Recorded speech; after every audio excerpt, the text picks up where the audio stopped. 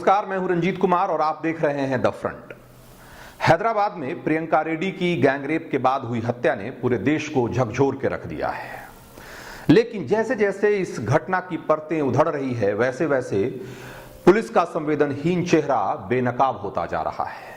जैसे जैसे इस घटना से पर्दा उठ रहा है, एक समाज के तौर पे भी हमारी संवेदनहीनता उजागर हो रही है। प्रियंका रेड्डी की जान बचाई जा सकती थी अगर पुलिस ने थोड़ी सी तत्परता दिखाई होती। प्रियंका रेड्डी की जान बच सकती थी अगर एक समाज के तौर पे हमने थोड़ा सा कंसर्न, थोड़ी सी सतर्कता दिखाई होती। असल में प्रियंका रेड्डी की मौत या उसकी हत्या सिर्फ उन 4 दरिंदों ने ही नहीं किया, बल्कि पुलिस की लापरवाही और एक समाज के तौर पे हमारी संवेदनहीनता ने भी प्रियंका रेड्डी को मारा है। हम ये बात क्यों कह रहे हैं, ये हम आपको अब सिलसिलेवार तरीके से बताते हैं। आपको तो याद ही होगा, अभी 2 दिन पुरानी घटना है जब एक खबर फैली तो तेलंगाना के गृह मंत्री से लोगों ने सवाल किया और उनका जवाब क्या था? उनका जवाब था कि प्रियंका ने अपनी बहन को फोन करने की बजाय अगर पुलिस को फोन किया होता, डायल 100 पे फोन किया होता, 100 नंबर पे फोन किया होता तो शायद उसकी जान बच सकती थी, ये घटना नहीं होती। गृह मंत्री जिस पुलिस की तत्परता पर इतना भरोसा जता रहे हैं, अब उस पुलिस का चेहरा भी बेनकाब हो चुका है। प्रियंका के पिता का बयान आया है जिसमें उन्होंने कहा कि जब करीब 9:45 बजे के आसपास प्रियंका का फोन बंद हो गया और 10 बजे के आसपास वो घर से निकले और स्थानीय जो पास का पुलिस स्टेशन है वहां पहुंचे, तो पुलिस ने उनसे ये कहकर प्रियंका की तलाश करने से मना कर दिया कि ये उसके ज्यूरिसडिक्शन का मामला नहीं है। यानी कि वो जो इलाका है, जो शमशाबाद, जहां उन्होंने कहा कि जो लास्ट टाइम हमारी बेटी से बात हुई थी, वो उसके अधिकार क्षेत्र में नहीं आता है, ये कहकर पुलिस ने इस मामले को टाल दिया। प्रियंका के पिता का कहना है कि रात 10 बजे से लेकर रात के 3 बजे तक वो एक पुलिस स्टेशन से दूसरे पुलिस स्टेशन का चक्कर लगाते रहे, गुहार लगाते रहे, फरियाद करते रहे पुलिस वालों से कि वो उनकी बेटी की तलाश करें। लेकिन पुलिस वालों ने बेटी की, उनकी प्रियंका की तलाश करने की बजाय ज्यूरिसडिक्शन का मामला बताकर गुमशुदगी का न तो रिपोर्ट दर्ज की और न ही इस मामले में कोई कार्रवाई की। ये उस पुलिस का चेहरा है जिसके बारे में तेलंगाना के गृह मंत्री इतनी शेखी बघार रहे थे कि अगर प्रियंका ने बहन की बजाय पुलिस को फोन किया होता तो ये घटना नहीं हुई होती। अब आप जरा इसको ऐसे भी समझिए कि हम ये क्यों कह रहे हैं कि अगर पहली बार, यानी कि रात 10 बजे के आसपास जब प्रियंका के पिता ने पुलिस को पहली बार सूचना दी थी, अगर पुलिस ने उसी समय उस पर एक्शन लिया होता, उस पर तत्परता दिखाई होती, तो प्रियंका की जान बच सकती थी। वो इसलिए क्योंकि जहां पर एक घटना हुई उस टोल नाके से, टोंडुपल्ली टोल प्लाजा से कुछ 100 मीटर की दूरी पर ही इस पूरी घटना को अंजाम दिया गया। प्रियंका की लाश भले ही वहां से 30 किलोमीटर दूर मिली, लेकिन जहां पर उसके साथ गैंगरेप हुआ या संभवतः जहां पर उसकी हत्या की गई, वो टोल नाके से बहुत ज्यादा दूर नहीं है। अगर पुलिस ने रात में 10-11 बजे के आसपास अगर वहां पुलिस पहुंच जाती, पूछताछ करती, सीसीटीवी कैमरे को खंगालती, जैसा कि उसने बाद में किया, अगले दिन किया, या टोल नाका के कर्मचारियों से पूछा होता, जिन्होंने की नोटिस जरूर किया होगा प्रियंका को वहां पर लोगों से बातचीत करते हुए या अपनी पंक्चर स्कूटी को लेकर आते जाते उन्होंने जरूर नोटिस किया होगा। अगर पुलिस ने पूछताछ की होती तो निश्चित रूप से रात में ही पुलिस को प्रियंका के बारे में पता लग गया होता। जाहिर सी बात है कि प्रियंका की हत्या आधी रात के बाद की गई होगी, जैसा कि अभी जो खबर आ रही है उसके हिसाब से यह पता लगता है। ऐसे में आप सोचिए कि अगर पुलिस ने थोड़ी सी तत्परता उस समय मुस्तैदी दिखाई होती तो प्रियंका की जान निश्चित रूप से बचाई जा सकती थी, इसमें कोई दो मत नहीं है।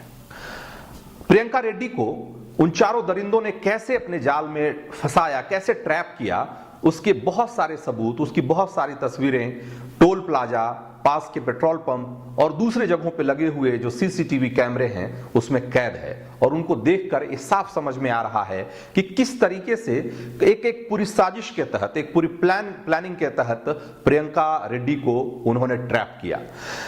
जो तस्वीरें मिली है और जो वहां पर टोल प्लाजा पे काम करने वाले कर्मचारियों से पूछताछ में जो बात सामने आई है, उससे पता लगा कि जब प्रियंका वहां पर अपना स्कूटी लगाकर जा रही थी, उस समय ही शायद इन 4 लोगों ने उसे नोटिस किया था और उन्होंने तय कर लिया था कि प्रियंका को उनको ट्रैप करना है। और इसीलिए उनकी लॉरी जो काफी दूर खड़ी थी टोल प्लाजा से, उसको उन्होंने बाद में इस तरीके से लाकर लगाया कि जिससे कि प्रियंका की स्कूटी ढक गई और एक तरीके से वो पब्लिक की नजर से छिप गई। पुलिस को शक है कि प्रियंका की जो स्कूटी पंक्चर हुई वो पंक्चर नहीं हुई थी, बल्कि असल में इन्हीं लोगों ने उसे पंक्चर कर दिया था या उसकी हवा निकाल दी थी ताकि प्रियंका को वो वहां रोक सकें। उसके बाद आप ये सोचिए कि जब प्रियंका को ये पता लगता है कि उसकी स्कूटी पंक्चर हो गई है, तो फिर भी वो कोशिश करती है कि पंक्चर स्कूटी लेकर ही वहां से जाए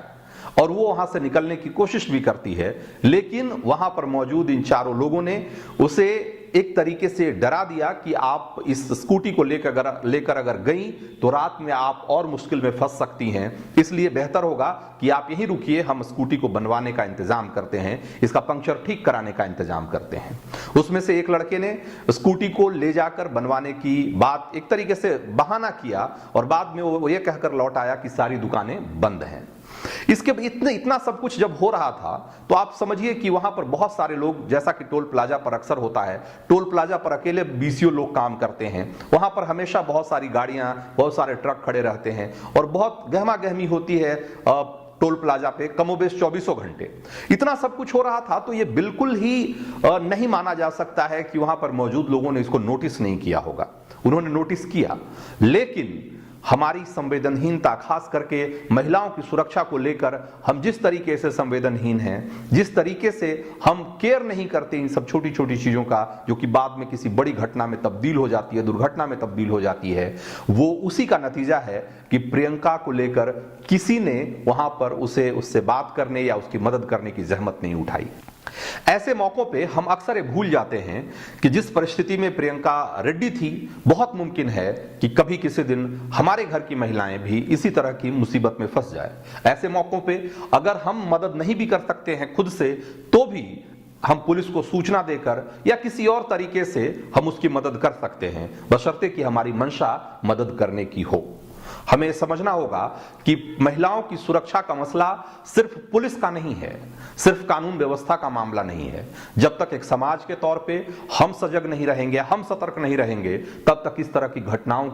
के दोहराव को हम रोक नहीं सकते। ये बात हमें गांठ बांध देनी चाहिए। प्रियंका रेड्डी का जाना, प्रियंका रेड्डी की जो हत्या हुई, ये हमारे लिए इस देश में एक समाज के तौर पे, एक मुल्क के तौर पे हमारे लिए एक बड़ा सबक होना चाहिए और जिसे कि हमें समझने की जरूरत है। द फ्रंट के इस एपिसोड में इतना ही, लेकिन देश दुनिया की तमाम दूसरी खबरों पे हमारी नजर बनी रहेगी और आपसे जुड़ी हुई किसी खबर पे हम फिर हाजिर होंगे। तब तक के लिए